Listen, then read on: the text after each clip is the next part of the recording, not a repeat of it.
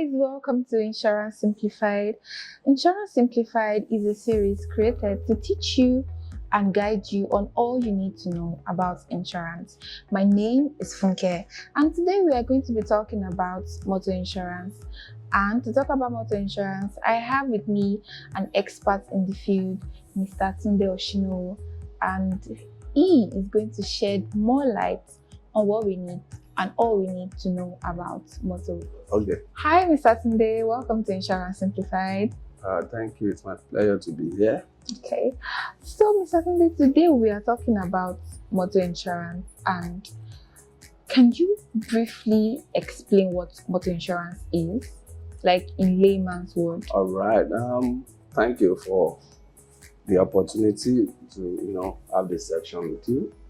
When you talk about motor insurance, you're simply saying it is a contract whereby you have a party known as the insurer agreeing to indemnify the insured against every losses or damages that arises out of using his or her car as an agreement of paying what we call premium to the insurance company regularly, most times annually.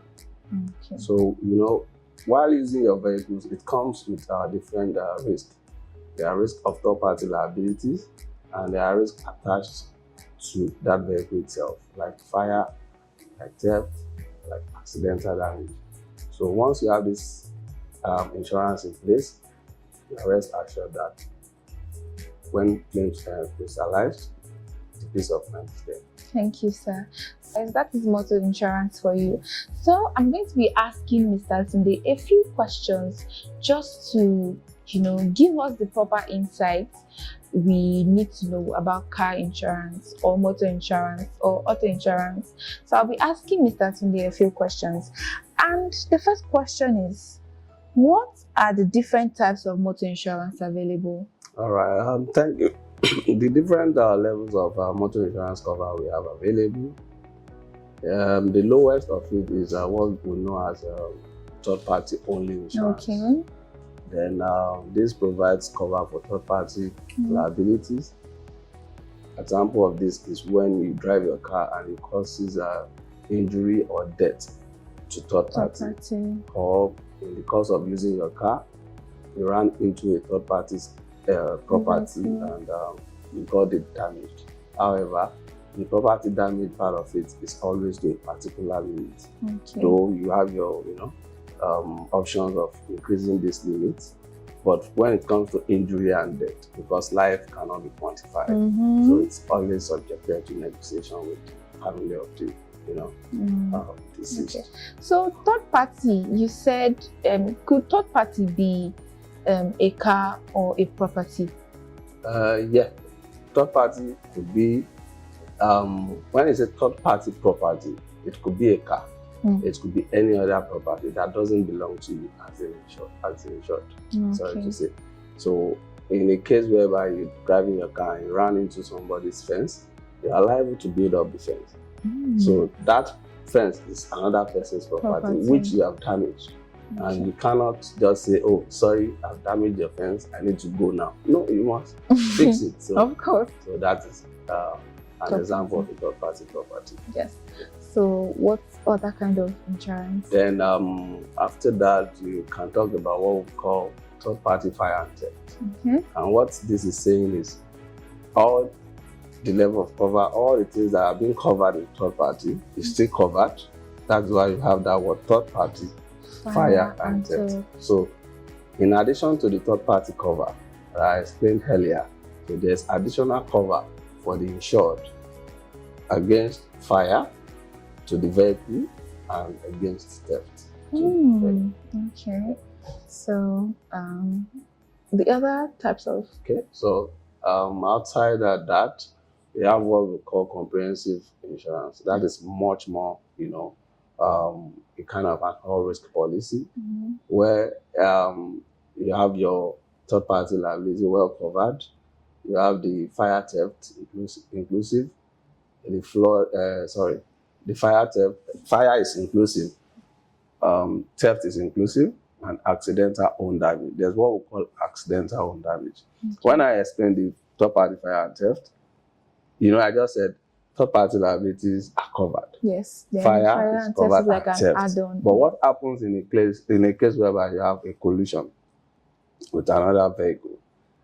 You've caused the damage to that vehicle. Fine, if you have a third-party fire and theft or ordinary third-party, it will be fixed, but yours will not be fixed. But in the case of comprehensive, it covers both your own and the third party. Oh, that's very interesting. In addition to the level of covers I've mentioned, in them here, we have what we call enhanced third party. Okay. It's a product that is designed by Name Insurance PLC. And what we have on that product is that third-party liability, just as explained earlier, yes, are fully covered.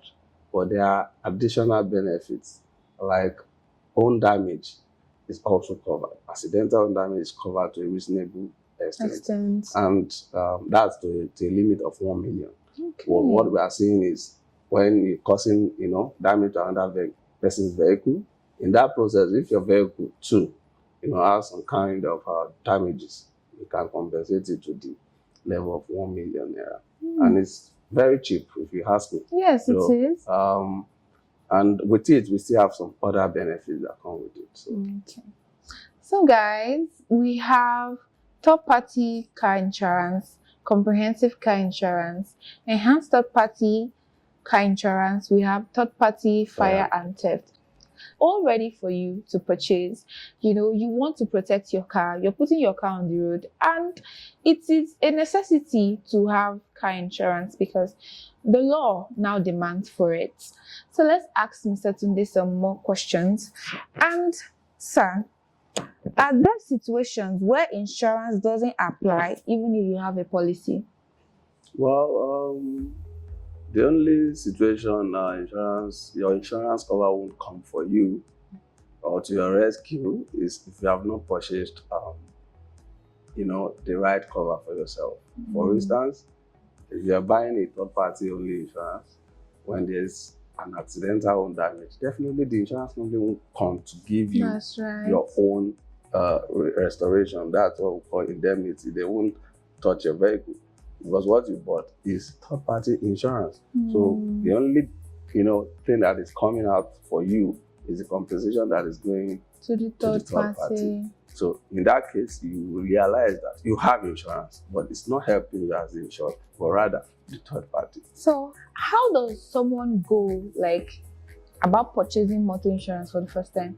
Well, purchasing motor insurance is as simple as ABC. It depends on how you approach it. Here in them, you can walk in to us, and within 10 minutes or so, if you have your insurance, you have your vehicle, fully covered. Then you can make your purchase on time. We have reputable brokers and agents out there that you can also patronize. So guys, purchasing motor insurance is as easy as ABC. You can either walk in or you get a quote online and you get your insurance within the snap of a finger. So, sir, what should people look for when choosing a motor insurance provider? Okay, so I think the best thing to look out for when buying a motor insurance policy is to look out for a reputable and a reliable insurance company like Name Insurance PLC because they'll always be there for you in time of the claim, and considering their service level, their services are always prompt, always on time. Claim settlement doesn't take time, and the records are there. So just choose a name and So guys, don't forget to buy insurance from Name Insurance. So what are the documents required to get motor insurance? So it's as simple as getting the proposal form filled, which is being provided by the insurance company. Then know your customer form is very important for due diligence. Then you provide us with papers that are related to the vehicle, like proof of ownership, vehicle license, allocation of plate number, and every necessary document that is material to the vehicle.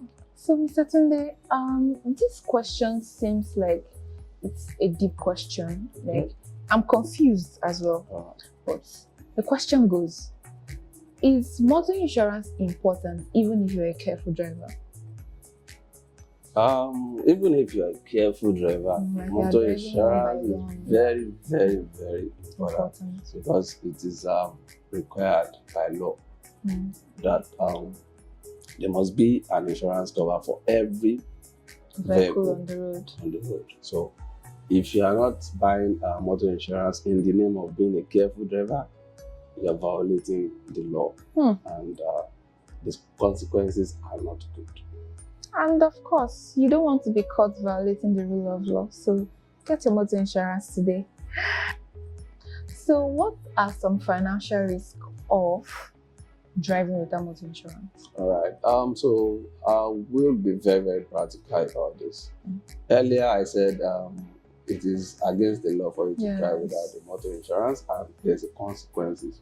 You have and one of it is this: you might find yourself in the court of law to come and tell us why you're choosing not to have a motor insurance and you are driving on the public road. And going to court comes with a cost.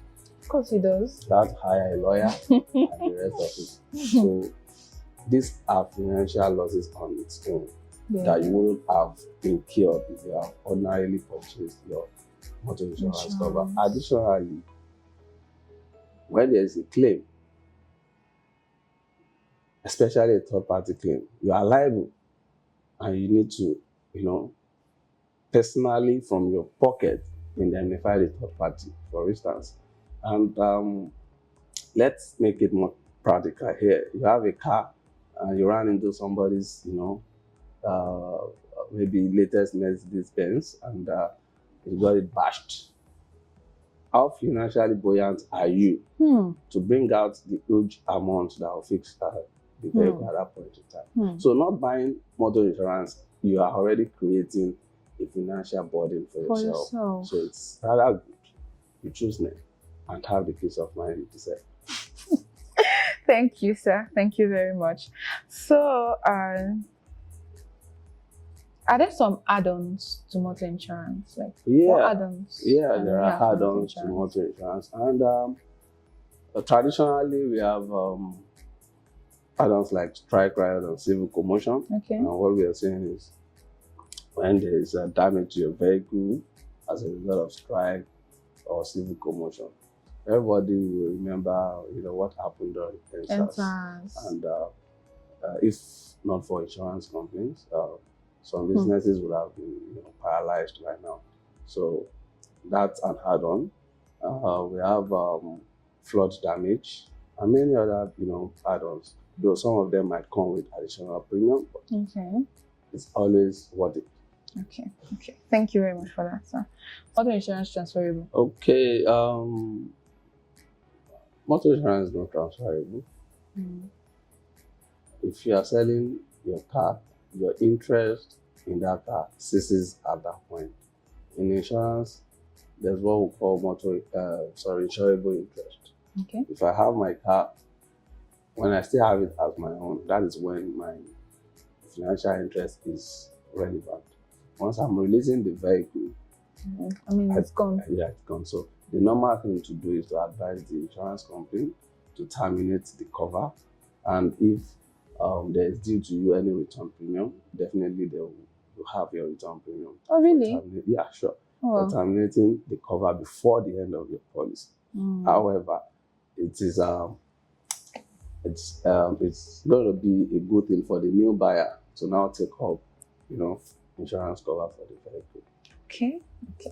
Okay. So how does motor insurance handle underinsured drivers and uninsured drivers? So when you talk about uninsured driver, just like I said earlier, it is against the law for you to drive uninsured. Well, if you just do that, that means you will be liable. The insurance company in most cases might have to settle the claim and hold you responsible for subrogation. Let's say you are underinsured now. No, I'm talking about not being insured. Okay. So you as a liable party and that have refused to have an insurance will have to pay for that damage. Even if the insurance company has chosen to settle in the first instance, they can, at their own choice, come for you to reimburse them. That's what we call subrogation insurance.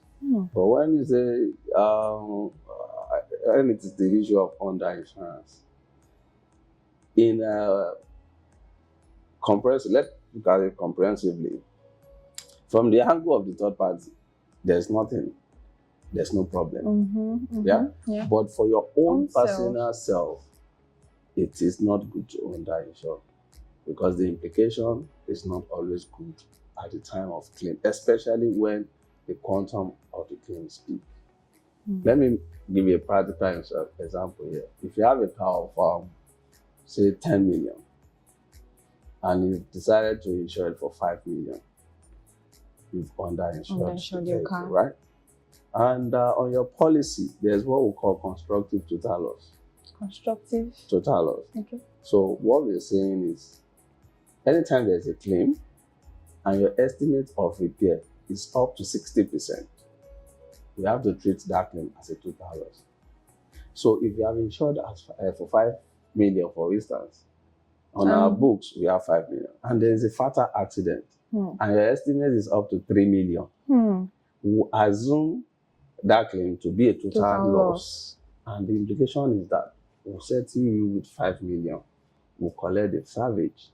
Can 5 million get that vehicle that you bought for 10 million? Of course the not. answer is no. Yes. So you are shooting yourself by the leg. So it's always advisable to be adequately insured. So guys, I'm learning a lot, and I really hope you're learning a lot. We've learned about what motor insurance is, why you need motor insurance, types of motor insurance, and why you should not underinsure your car. Yes, don't underinsure your car. And moving forward, we'll just ask Mr. Oshinowo one last question to round up this series. What is one piece of advice you'd give to someone shopping for motor insurance? I think I've said something that relates to this earlier, but I'll round it up with a little story. Okay.